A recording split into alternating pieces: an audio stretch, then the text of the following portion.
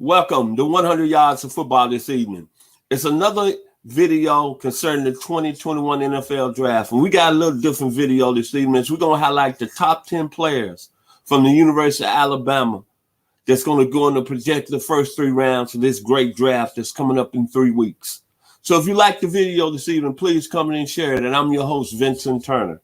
Joining me this evening is a gentleman, as you see, he's a University of Alabama fan.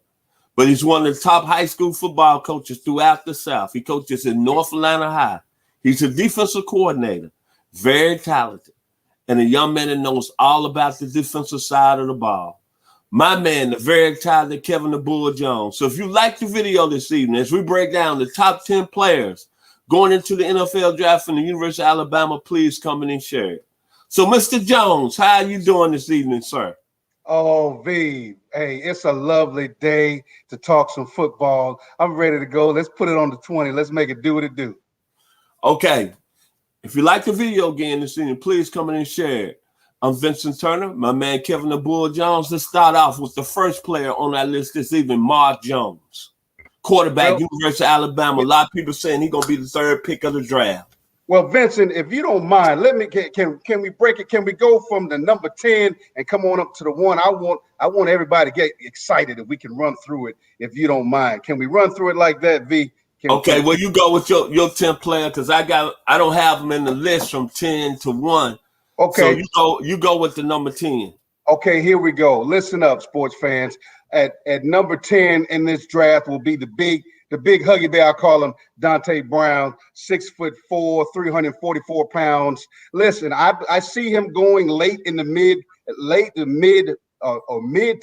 3rd round, and that's only because he showed up in the senior bowl a little heavy and he had to get some weight off. So I think that it's going to come to a point now where his only issue is just weight. He is one of the best big linemen in the draft, and that is the only reason why I see that happening mid to late round or 3rd round for big Deontay Brown. Okay, so at number 9, I see Dylan Moses, who I think is going to be the shock of the draft for all the Alabama football players. He is extremely athletic, Vincent. He was, before his knee injury, he's one of the top linebackers in the nation. He didn't have the season he wanted to have this past season, but it's because he's coming off of ACL injury.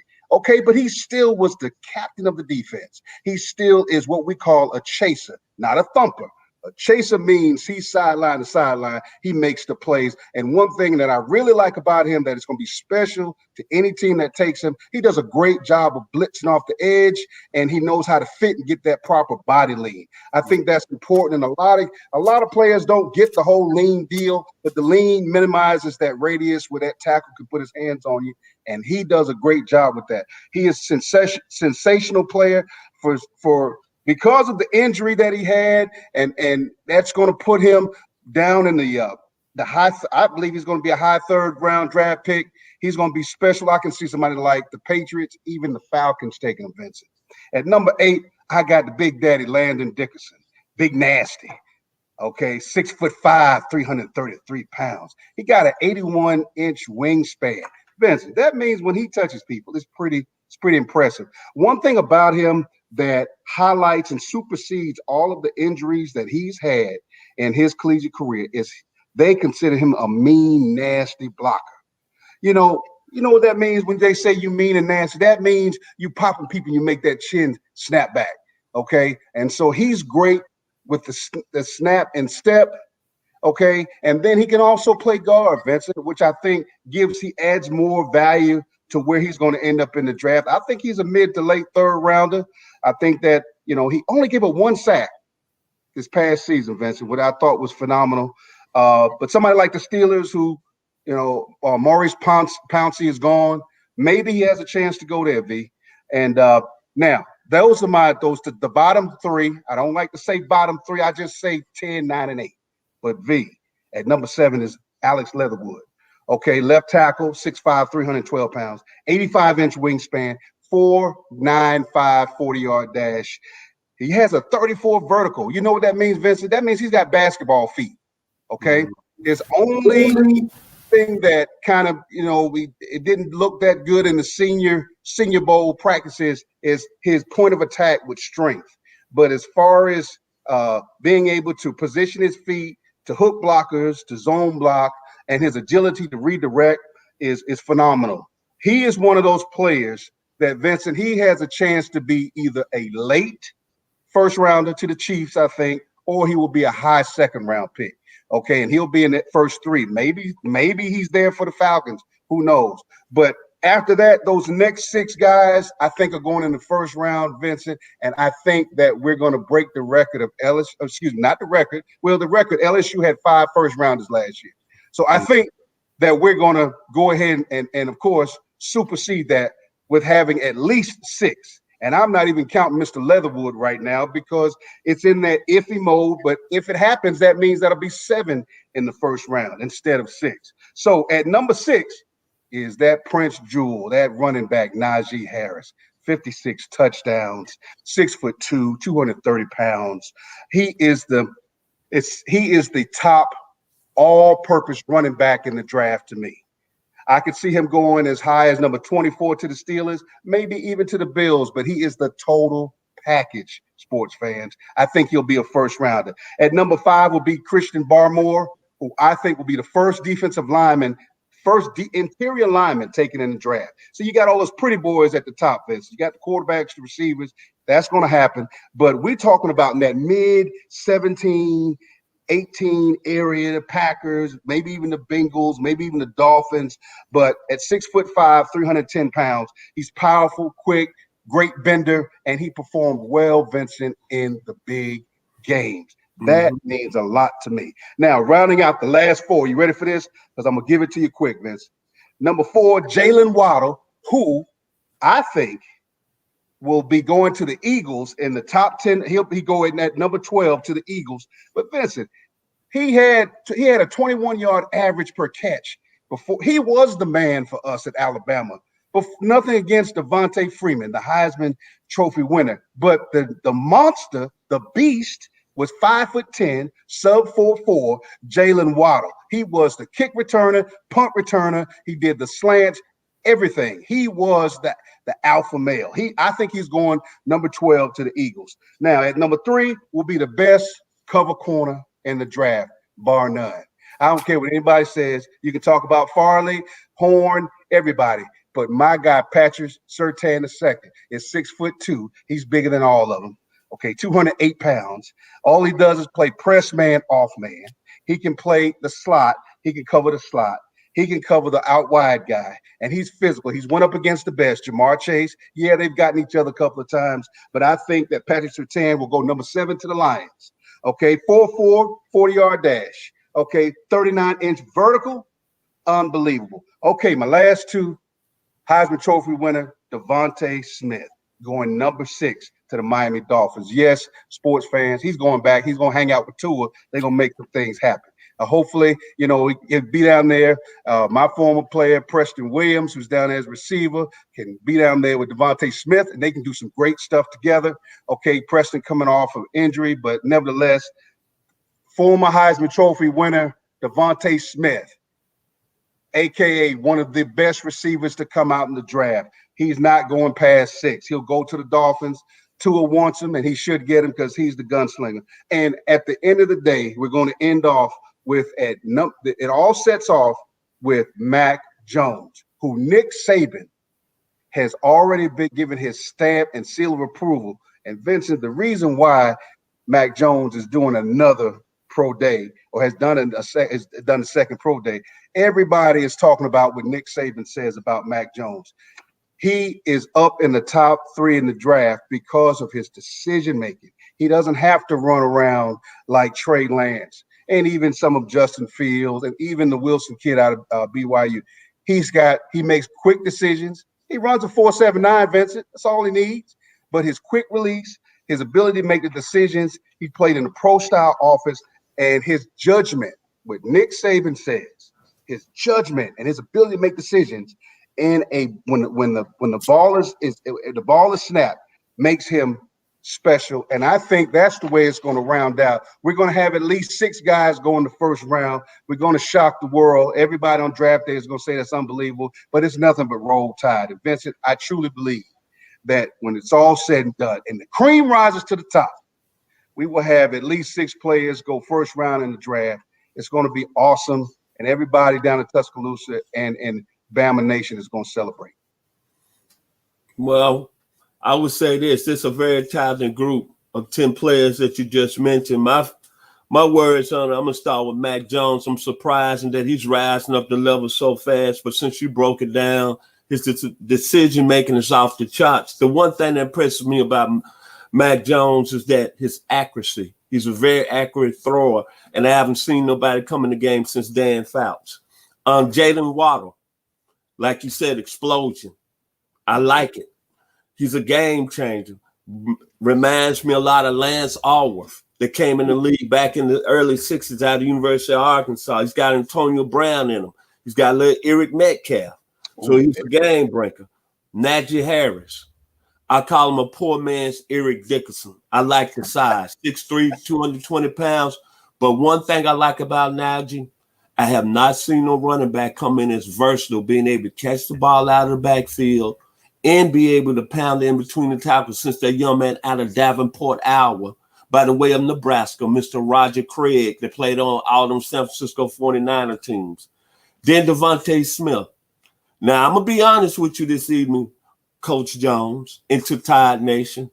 I like the young man's work ethic. He's the best route runner that I've seen come in the draft since that young man out of Crawford, Mississippi, who I consider pound for pound the greatest player in the league, in Jerry Rice.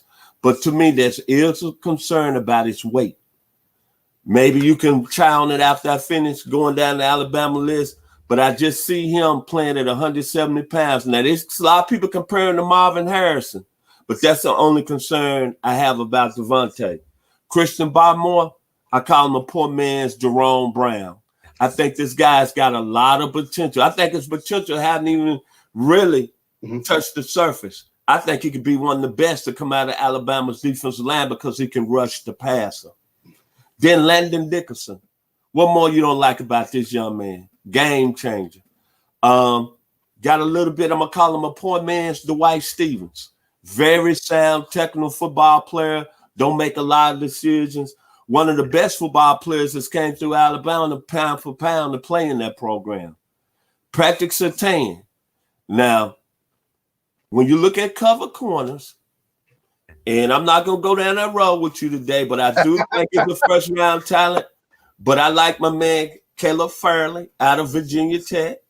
But Patrick Surtain has got that NFL background. His father's played at a high level, was a Pro Bowl player, Patrick Sr. And I'm going to say this about Patrick Surtain. He's got a little late, great Willie Brown in him. They played at Grambling. They played for at the time, the Oakland Raiders, but the Las Vegas Raiders. Then Alex Leatherwood, plain and simple, another player that could sneak in the first round, as you said. Tremendous offensive talent. I think he's comparable to a young man that didn't go to Alabama. Matter of fact, he went to another school that one of our other hosts just got off air. He went to Florida State. But I think Alex Leatherwood has got the skill level of Walter Jones. But I think his potential hasn't touched the surface yet. Then my man, Big Devontae Brown. What more do you like about him? Size. And I think if he trims down a little bit, he can be a Pro Bowl player. Reminds me of Will Shields, who played with the Chiefs, was a Pro Bowl player. And then finally, Dylan Moses. I like this player here, man. It's so unfortunate that he had that serious knee injury while he was playing at Alabama, because before that knee injury, he was in the long line of maybe being the best that's ever came out of Alabama. Just came through the ranks, and C.J. Mosley, the young man, I can't think his name, with the Tennessee Titans now, Rashad Evans, right? Right, sure. Okay. All the great linebackers that played there, Derek Thomas, Cornelius Bennett. I think I want to see that Dylan Moses, if he can come back from the knee injury, I think he's got a lot of Patrick Willis in him out of my great state of Tennessee. And then from a rushing standpoint, he's got a lot of meanness in him to Greg Lloyd. But I'm hoping that he can bounce back from his knee injury. If he does that, then I think he can be a quality pro. But this is a very special class, so I can see why you're excited this evening. They're very talented football players, and at the end of the day, I will not be surprised if they don't go in the first 2 rounds and be within the top 64 picks, all players drafted. And then you can see why Alabama won the national championship this year, because this was a special group. And I'm going to tell you about these 10 group of players right quick, Kevin, and then I'm going to give it back to you. Over the years, Alabama's had talent that you can see jump off the screen, like Derrick Henry. We know he's going to be special. Julio Jones, we know he's going to be special. Tua. But this class here, it had a little work ethic to it. Mac Jones, as I told you, I didn't even see him being the starter at the beginning of the season. I thought it was going to be Bryce Young coming out of California, the 5-star. Alex Leatherwood hadn't really played up to his potential. Dylan Moses coming off a knee injury. But this group turned out to be very, very special, and they dominated college football. Back over to you, sir. Well, it's fitting that you mentioned that, because that's the same thing that Coach Saban mentioned about this group of players and their commitment in spite of going through a pandemic time where, if anything, they had to prepare for sudden change. Didn't know what was going to happen. You missed coaches during the season. The head coach missed the game. And then you had to go play an all SEC schedule, which is just phenomenal. At the end of the day, that is the cream of the crop, playing that SEC football for the whole season. So let me, some of the points that you made, let me expound real quickly. Just let's bring up Mr. Devontae Smith, who there's a toughness level to him that supersedes anything that you can say or write about him. His coolness, his smoothness, and his route running. This is the kid that, as a true freshman, caught the winning touchdown from Tua against University of Georgia in the national championship game. So when you think about greatness, think about Michael Jordan when he hit that shot against Georgetown. The special players make the special plays at the special time.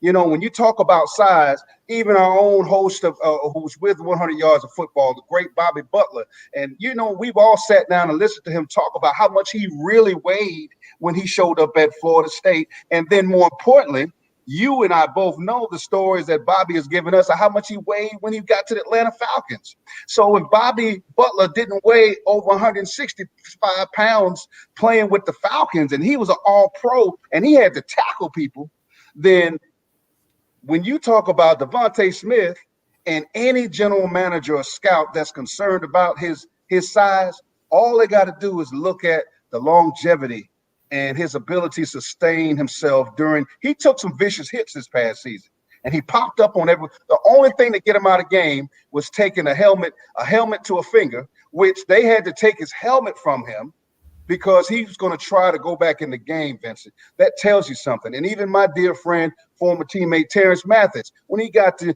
the New York Jets, he didn't weigh over 165 pounds soaking wet. And he played 12 years in the league. So when you talk about greatness, maybe Devontae Smith, in my mind, has that it factor. Now, let's go to Mr. Huggy Bear, Devontae Brown. I'm going to use one of your cliches. He reminds me of Nate Newton as far as size, that girth, that wide body base. And here's the thing about him. He's going to fit in a system that asks him to be a power downhill blocker. Okay. No, he's not great at pulling. That's not his deal.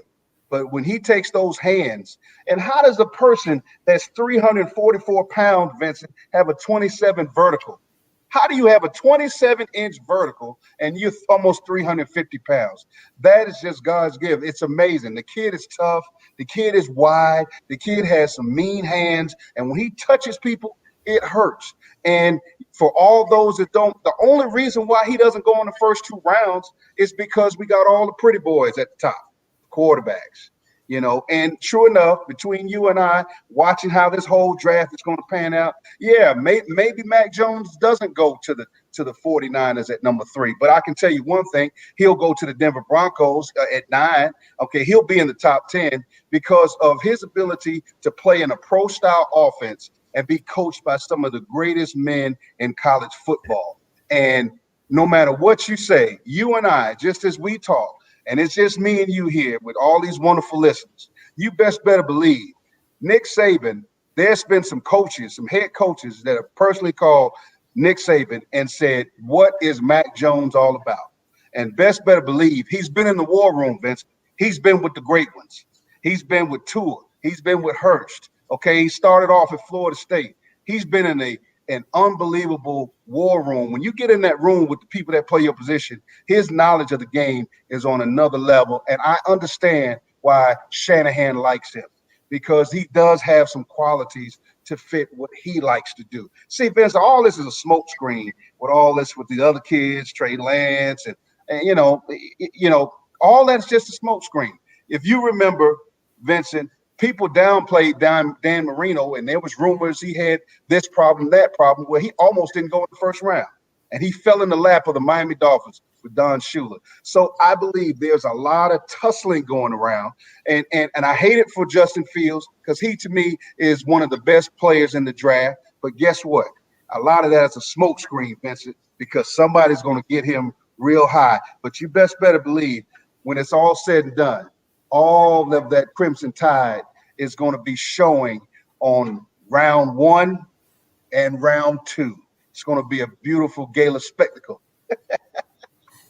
Okay. Like I said, but I'm going to be honest with you this evening, and I don't want to, because me and you, we been kind of getting along for the last couple of weeks. And I missed you a couple of weeks ago. You was out ill, and I miss you like a brother.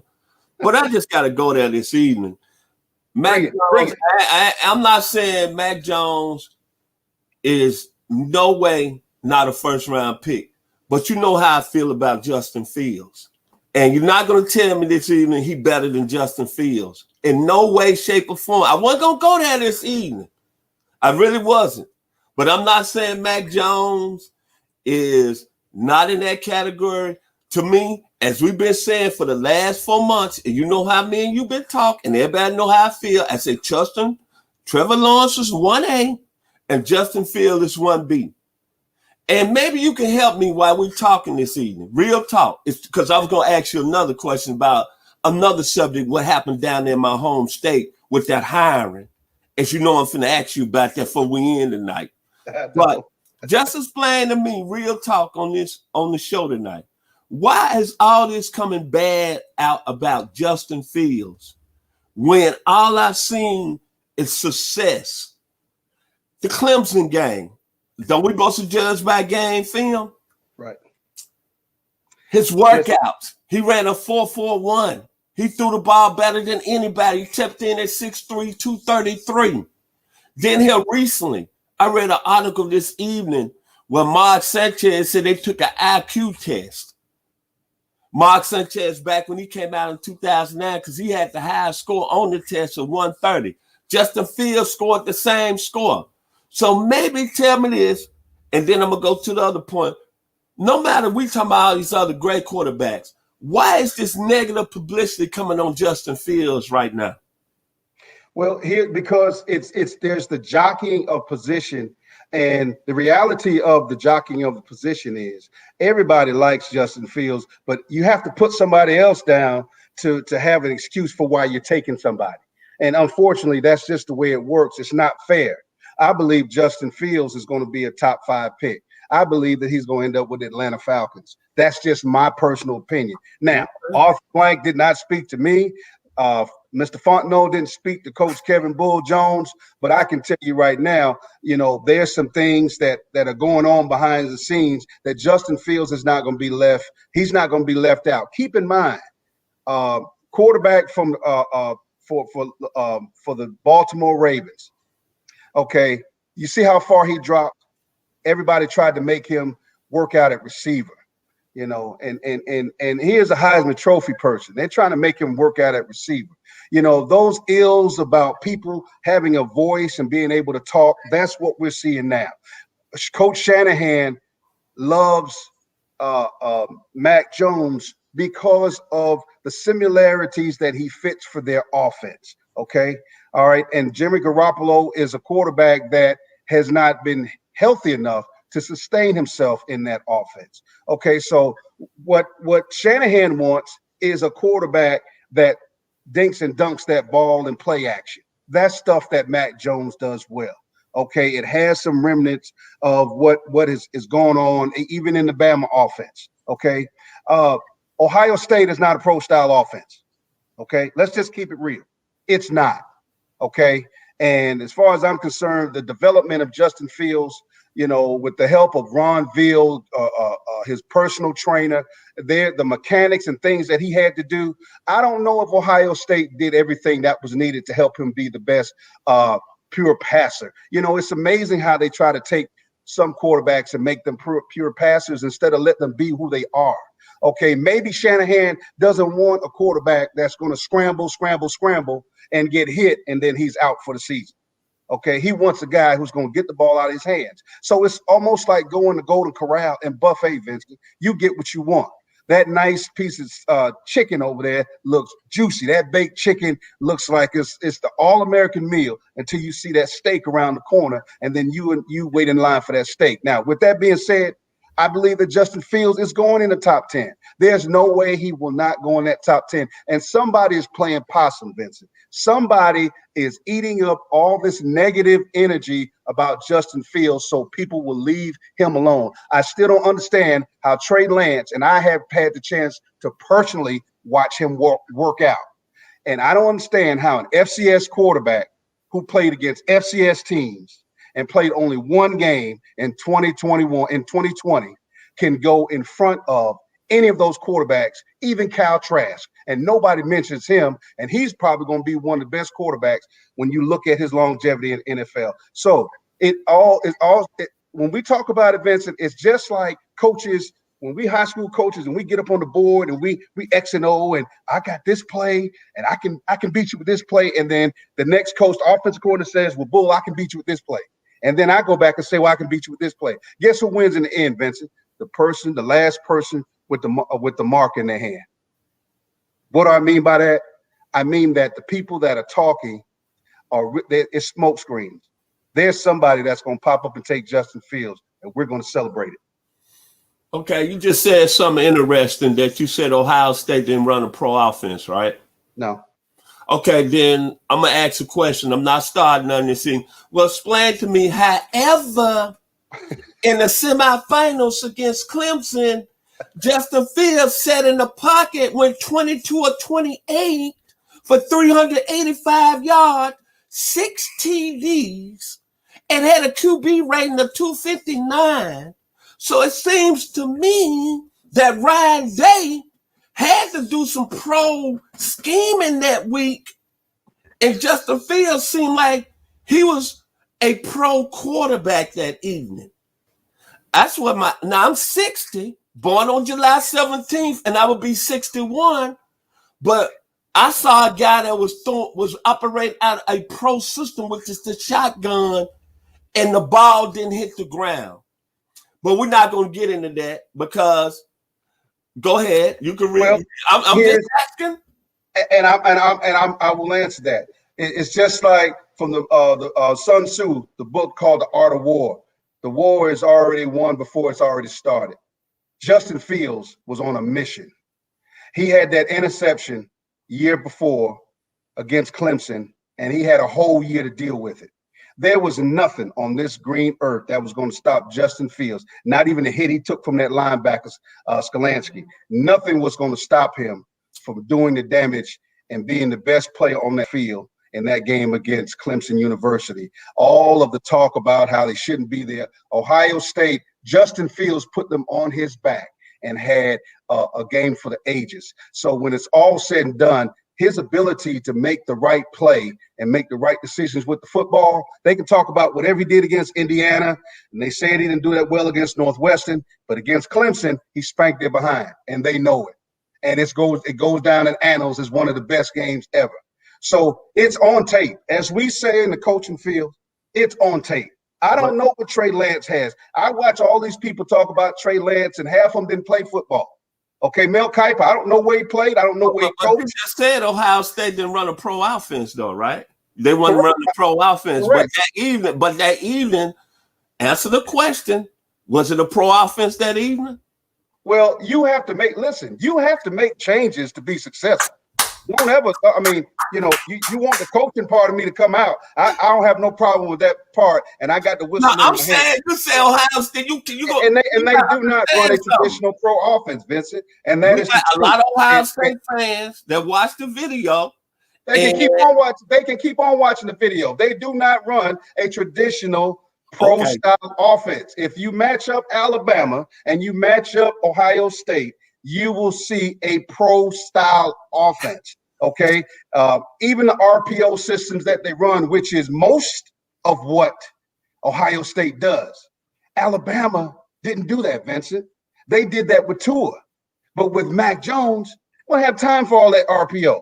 He needs to play action, get the ball out of his hand because he's not outrunning anybody. And for that matter of fact, neither did Tua. And that's why he got injured. Get rid of the ball and you will live longer in the NFL. NFL stands for not for long. Get rid of the football. Okay? Get rid of the football. Ask Michael Vick. Get rid of the football.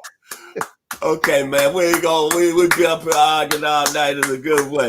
But hey, real quick, serious question. Coach Bull, like I asked this evening to Brother Bobby Butler when I did the NFL Draft Prospect video, what did you like what happened on Friday night in my great state of Tennessee over there in Nashville with Eddie George getting the job at Tennessee State University? What was your first thought? Well, Vincent, for all the people that follow 100 Yards of Football Sports Talk, this has been something that I talked about in an interview with Terrence Mathis. He mentioned that several times about this chain of events is about to happen. In fact, he mentioned it a long time ago before Prime, he got his degree at Talladega College because he was going to be a head coach. That was already in the works. And here we see it happening again. Now, there has always been former NFL players, even Hall of Famers, Larry Little, people like that were coaches that coached in HBCU. But at this point, you have the younger guys, high-profile players that are coming back and wanting to be a part of shaping these young men. And I applaud it, but understand football is still football. And you have to surround yourself with good men, great coaches. A head coach is only as good as his assistant coaches. And some people don't like that cliche slogan. Some people even argue when it comes to Coach Saban. But Coach Saban came from an outstanding pedigree of coaches. So once again, Eddie George has to surround himself with some men that know football, but more importantly than that, be the transformational coach. Be the coach that's trying to help kids become better young men so they can be more productive people in society. And that's what's important, because I saw that game that Tennessee State played against Southeast Missouri, because one of my former players from Mount Zion is a football player there, as well as Zion Custis, who played at Lovejoy. And I watched that game, and I was really disturbed by the fighting that I saw in that game. And that's something that has to stop. And not to mention who started the fight, the fact that these kids wouldn't stop when grown men are trying to get them to stop, and the police have to intervene and escort people off the field. Folks, we got a problem. We got to get our kids off that social media. That's not going to help you get to the league. Okay. Even when Prime had his game this past Saturday and his linebacker made a knucklehead play and hit somebody taking a knee, this kid has a chance to get drafted.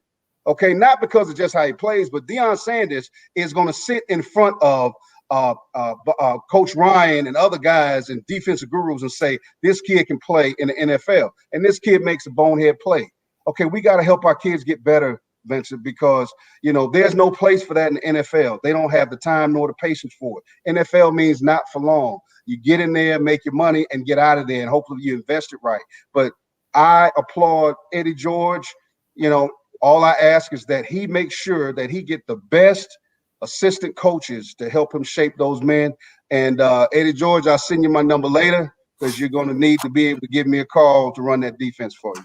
Right, cool. What you think about him looking at Hugh Jackson and being the offensive coordinator?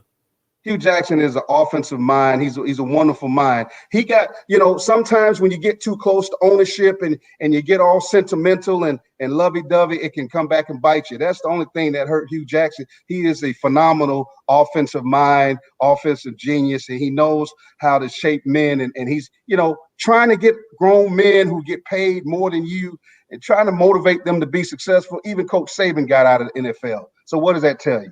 Okay, he got out of the NFL because it was just, you're grown men. So Hugh Jackson knows football. He's an outstanding coach. I don't have any problem with him, but you got to go get the players and you have to upgrade your facilities. Tennessee State has good stuff, but listen, get the kids to buy into the system and culture of success. And if you're good, NFL will find you. I guess my final question of the evening, we could talk about this all night long, but at the end of the day, you got other schools that's going to probably follow suit. You got Valley, Bethune-Cookman. Right now, let's say one of those schools come calling you for a defensive coordinator job. Even let's say Alcorn. What would you do? Would it be an opportunity you'll take?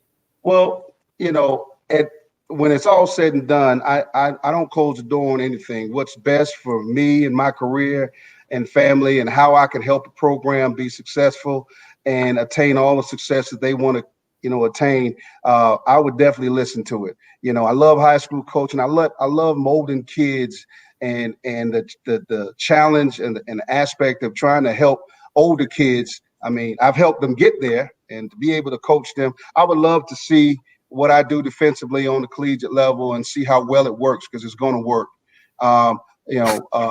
Limits like fears are often an illusion. And a lot of coaches, I feel, live in fear because they're afraid to get scored on. But for me, I'm going to step on the gas and pressure bursts pipes. And I'd welcome the opportunity to match my wits against some of those great coaches on the next level. And there are good coaches out there. And there are great high school coaches here in Atlanta, Georgia, Metro Atlanta. I just happen to be amongst some wonderful men. Final words is in your final word about this great class of 10 players going in the NFL draft in about 2.5 weeks in our 2021 NFL draft. Final words on the top 10 prospects from the University of Alabama.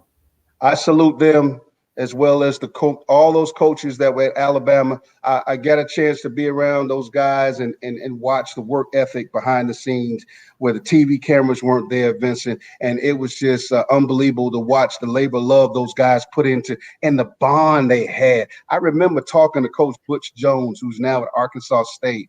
And, when he was at Tennessee, he was a different person. But when he got to Alabama and to be able to talk to him and talk football, it was wonderful. And it just all goes to show how great Alabama does things under the leadership of Coach Saban. And those guys in the midst of pandemic excelled. And with that, Vincent, that's hard to beat in any year, because I'm praying that we never have this pandemic again.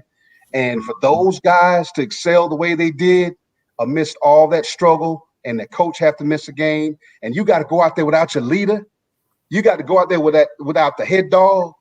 That is truly amazing that they were so mentally focused on success, and they all came back, Vincent, for another year to finish up and be the best they could be. So I think there's going to be at least six Bama football players that go first round. But those that are watching, tell me if I'm right, tell me if I'm wrong, but I'm going in the right direction. They earned the right to be first picks.